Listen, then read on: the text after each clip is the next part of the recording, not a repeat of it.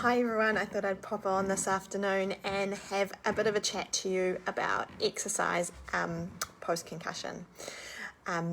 So for those of you that don't know me or are just seeing my videos for the first time, I'm Sarah Hopkins, owner and senior physiotherapist here at Hibiscus Neuro Rehab, so thank you for joining me this afternoon. What we're going to do is talk about exercise and concussion. I want to talk about the do's and the don'ts and why it's really important to get moving with a concussion. So research up until a few years ago had said it's really important to rest post-concussion. Now we know that after at least the first 24 hours, it's really important to start actually getting out and moving and being active post your concussion. Within the first 4 weeks, what that means is that you are active within symptom tolerance. So if you are experiencing ongoing symptoms of fatigue and dizziness and difficulty with your exercise, then you want to do it where you're not provoking your symptoms any more than probably 1 to 3, and you would need to then rest and stop for 5 minutes and let any symptoms settle down before you continued on with your activity. So for some people that may mean they're just starting with walking around the house or just standing, or for others it may mean they're able to go out for a long walk along the beach. It's really important though that you are getting back and moving, because it has some really good advantages to help heal the brain. Now we know that when you get out of breath, you promote a chemical called BNDF, which is brain-derived neurotrophic factor, or which is a growth factor, and it supports neuroplastic change in the brain. It's basically like fertilizer for the brain. It helps get those connections back and can help us recover. Exercise is also really important for fatigue management.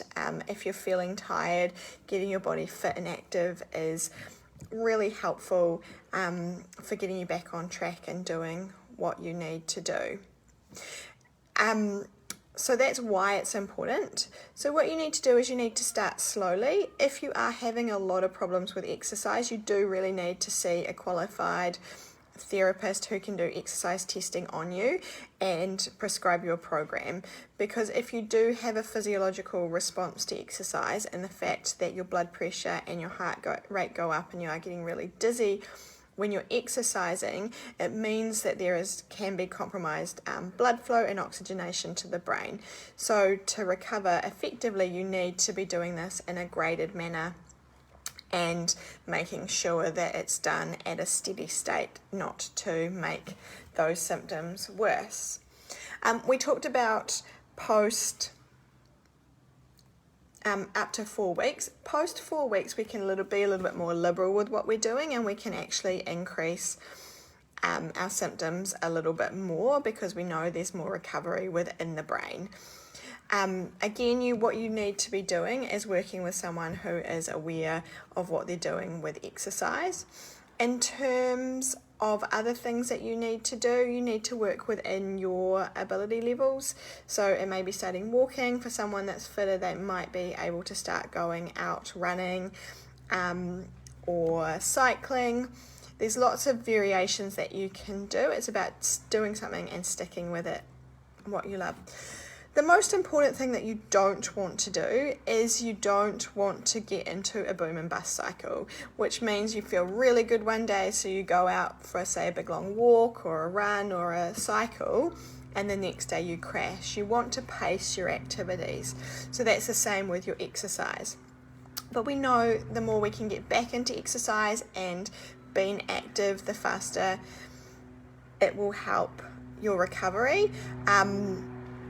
Sometimes it is harder for people to get back, and it's not always fast, but we want to support that brain health as much as possible, and exercise is really important.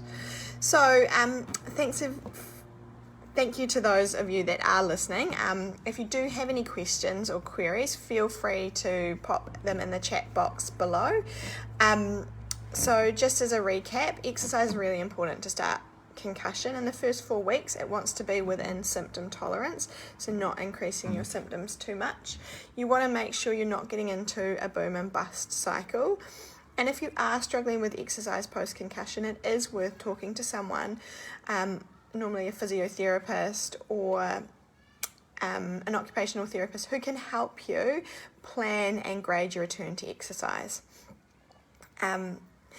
So that's all I've got time for today. My name's Sarah Hopkins. I'm owner and senior physiotherapist here at Hibiscus Neuro Rehab. Do send me a message if you want. You can contact me through Messenger, or you can pop a comment in the chat below, or you can email me, sarah@hibiscusneurorehab.co.nz. Hopefully this was helpful. See you later. Bye.